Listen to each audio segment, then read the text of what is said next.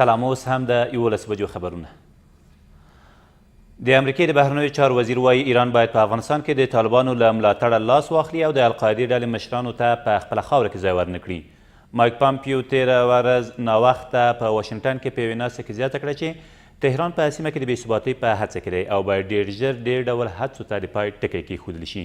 دغه څرګندونې په داسې حال کې دي چې امریکا په دې وروستیو کې د اټومي بټیو پر سر له ایران سره له شوې هوکړې وتې ده. د دغه خبرو په غبرګون کې ایراني چارواکو ویلي چې واشنګټن په دغه ډول څرګندونو سره غواړي په افغانستان کې خپله ناکامي پټه کړي. کورنیو چارو وزارت وایي د ننګرهار په مرکز کې د 4 شپې مخکې د خونړي برید اصلي طرحه کوونکی له خپلو 4 کسانو سره وژلی دی.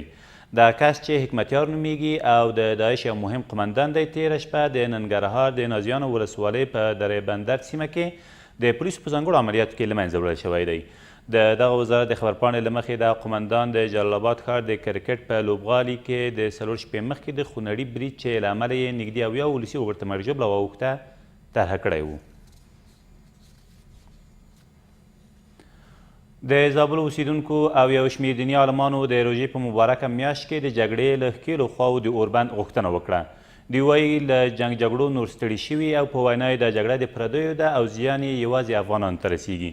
د دوی په وینا په دې مبارکه میاشت کې هم ډیری خلک د جګړو له امله د خپلو مینو پرېښودو ته اړې شوي او په ډېر سخت حالت کې ژوند کوي. دوی سره دی چې طالبانو ته د افغان حکومت د سولې له وړاندیزه ملاتړ کوي. له طالبانو یې غوښتي چې د سولې له بهیر سره یوځای شي.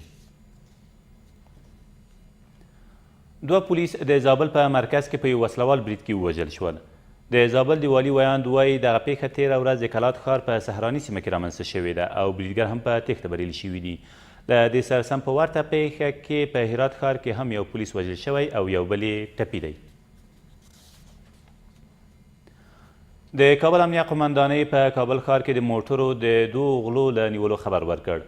د دغه قمندانۍ ویاند حشمت ستانکزی وایي دغه کسان تر دې مخکې د کابل ښار د 8مې، 12مې، 14مې ناحیو او د بګرامۍ ولسوالۍ په شاوخوا سیمو کې فعالیت کوه چې بلاخره تېره ورځ په کارتینو سیمه کې د یو موټر د غلا پر مهال لاس په لاس ونیول شول. د نوموړي په وینا له نیول شویو کسانو د موټرو نږدې 50 کیلیانې هم ترلاسه شوي دي. او د افغان خبریالانو او پوځیانو د یادښت په موخه د فریاد هندارې تر نامه لاندې د انځورونو یو نندارتون تېره ورځ په هرات کې پرانیستل شو. په دې نندارتون کې د هغو خبریالانو او افغان سرتیرو انځورونه چې په بېلابېلو بریدونو کې یې خپل ژوند له لاسه ورکړی نندارې ته وړاندې شوي دي. د دغه نندارتون یو شمېر لیدونکي د دغو قربانیانو د کورنیو پر وړاندې د افغان حکومت بې پروایي غندي، خو حکومتي مسؤلین بیا د تل په څېر د قربانیانو له کورنیو د ملاتړ شعارونه ورکوي. دا تر دې مهاله وروستي خبرونه، تر بیا مو الله مل.